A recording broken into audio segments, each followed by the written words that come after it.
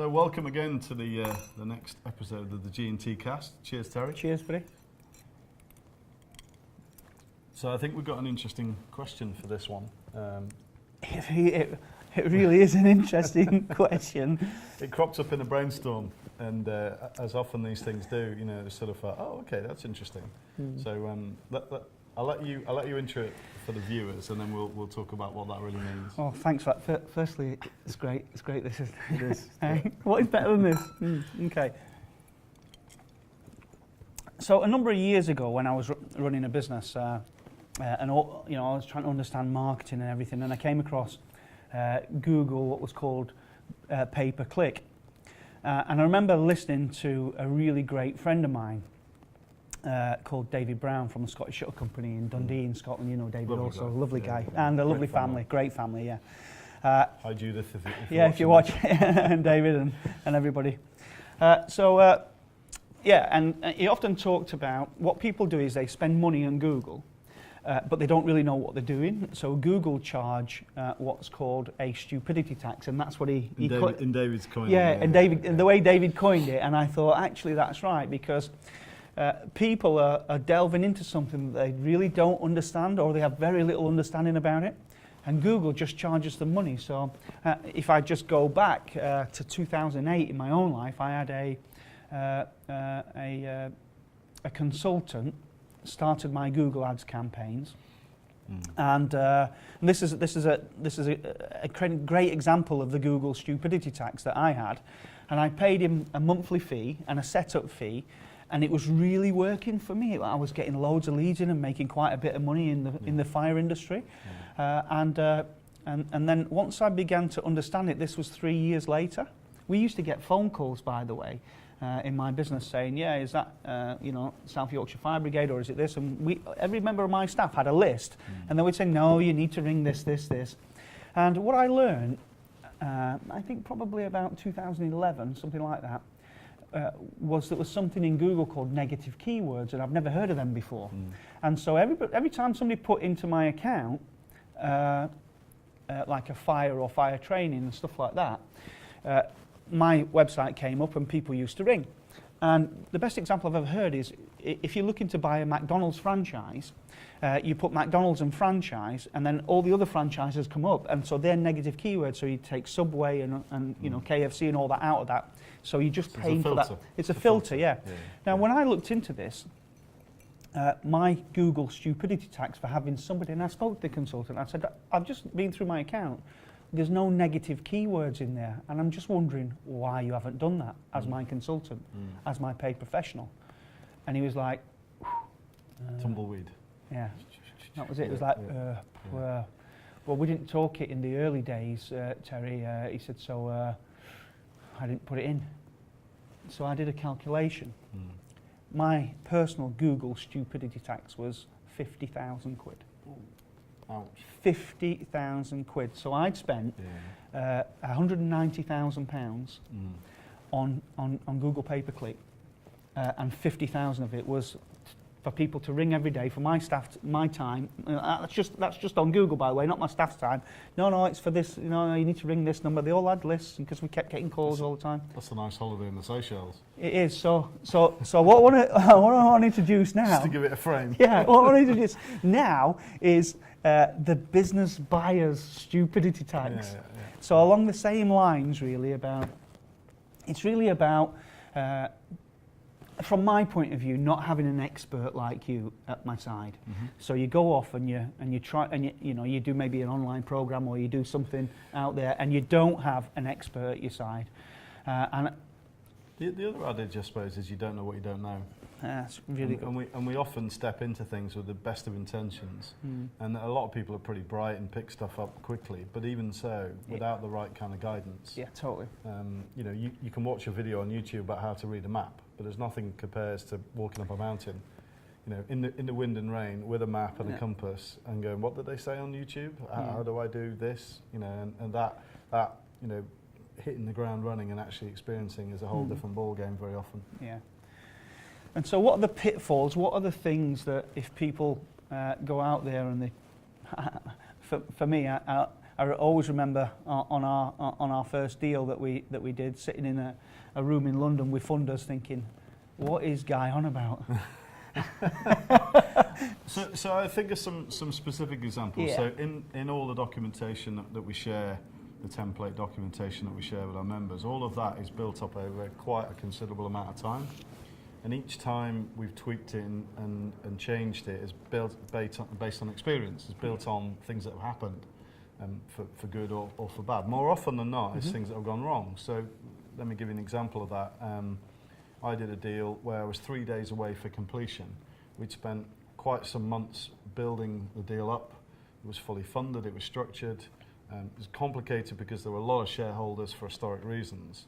But we had a situation where, quite rightly, that all the shareholders had gathered together. It was kind of close to completion. Everyone was slapping each other on the back, looking forward to getting the payment.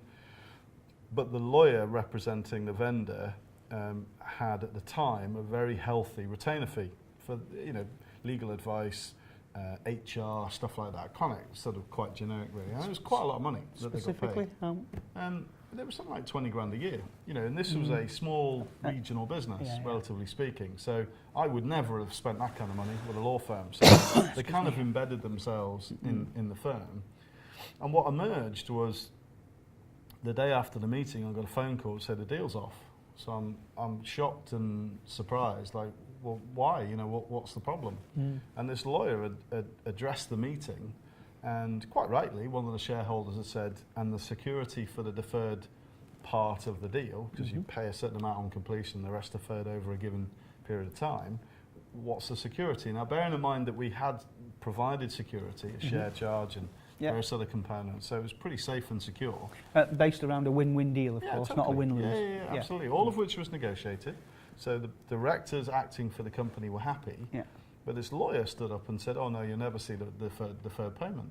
And of course, there was uproar. What do you mean? Yeah, you can imagine it. Yeah, and quite rightly so. If I'd been the shareholder, I would have said that as well. And what she very deliberately did was disrupt the sale because she could see that when we came in, her 20 grand a month would disappear.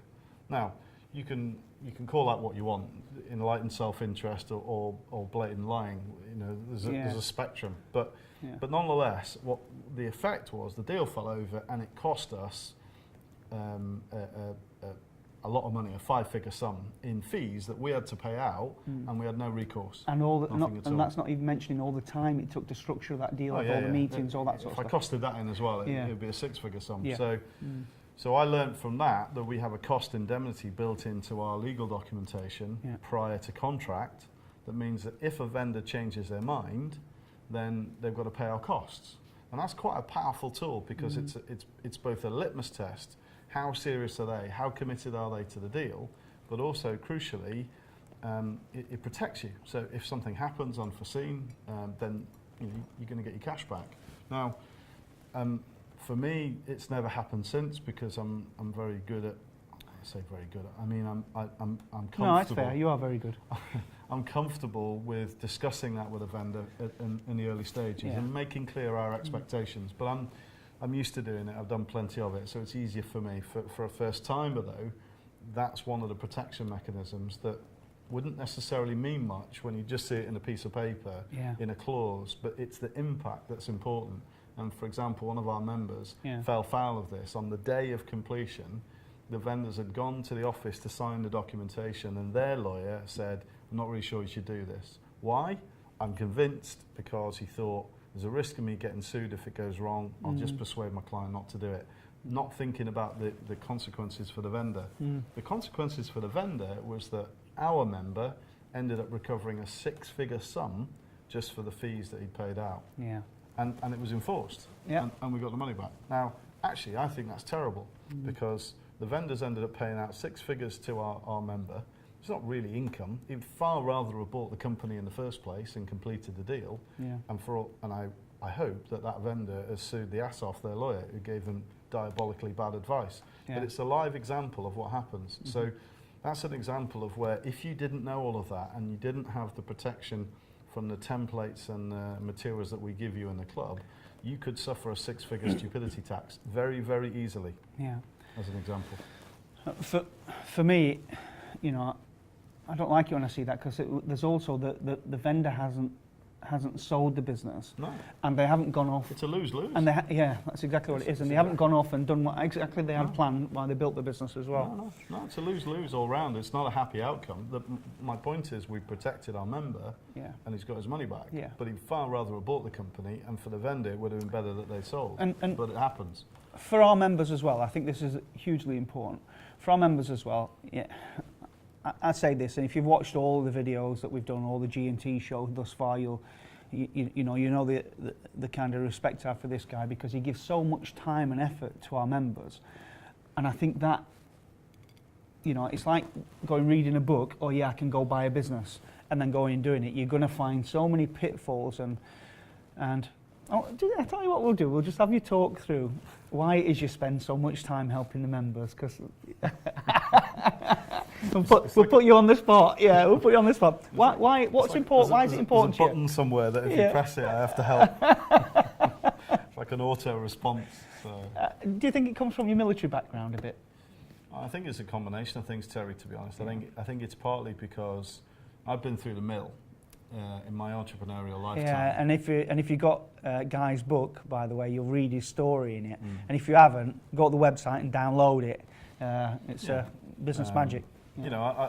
I've made, well, you would call it feedback. I've made a lot of mistakes. Yeah. Learnings, mistakes, whatever you want to call He's them, had plenty of learnings, as I have also. I usually start with the letter F. I'll let you fill in the dots, but I'd rather share all those mistakes. I'd rather share the things that have gone wrong, as we do with our members, because I'd rather guide people away from something that I know could end up being a painful outcome, as opposed to, it'll be fine. Yeah. It's not in me to see people suffer. Yeah. Having been through it, experienced some really, really tough times. It's just not in me to kind of sit on the sidelines almost and think, well, they'll figure it out. That's just not the way I'm built. And perhaps it is from background in the military. The army is a fantastic organisation with 36 years service and still going. And I've had the most amazing relationships over that time with people who become your brothers and sisters, and you don't leave anyone on the battlefield. It's as simple as that. You have to look out for your colleagues, and the way that we approach our members and our clients is exactly the same. And it's not just about the deal, it's about the holistic picture. If someone's got a problem in relation to business, it could even be to some extent personal, but predominantly business issues. It's not just about buying companies. It's if someone we helped one of our members fix an HMRC issue because we could, because I've got that experience, because I've got that T-shirt, I've been there.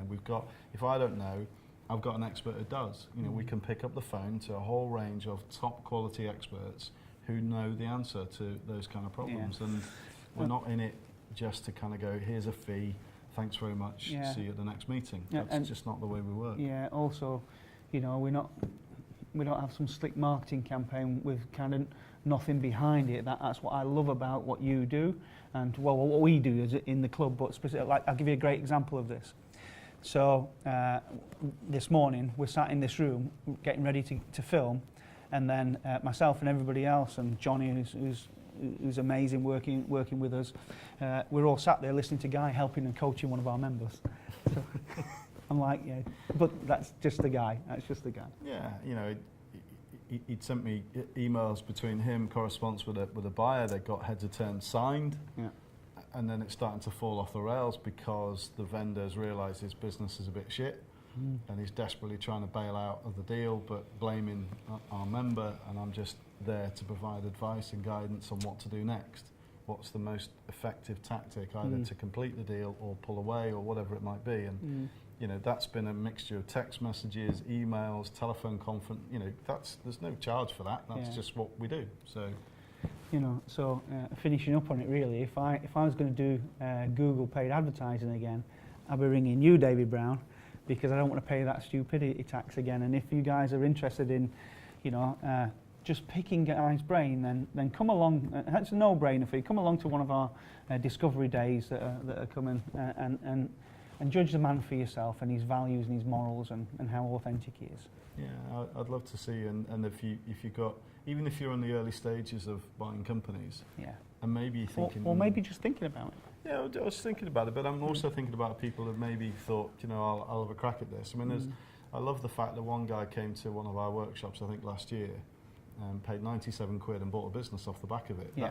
That's the level of detail that we provide. Yeah. It's not a kind of flimsy. And top you know, level thing. when people buy Fantastic. multi-million-pound businesses, you were smiling as much when the guy came and onto the workshop and went away, and that's Yeah, no, you know, that's it. It's a transformation. Yeah. I love it. So, yeah.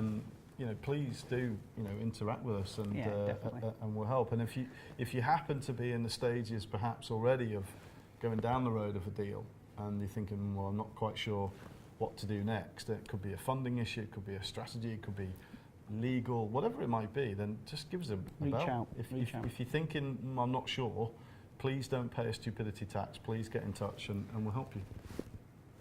Any And more? on that note, On that note, cheers. Cheers. Till next time.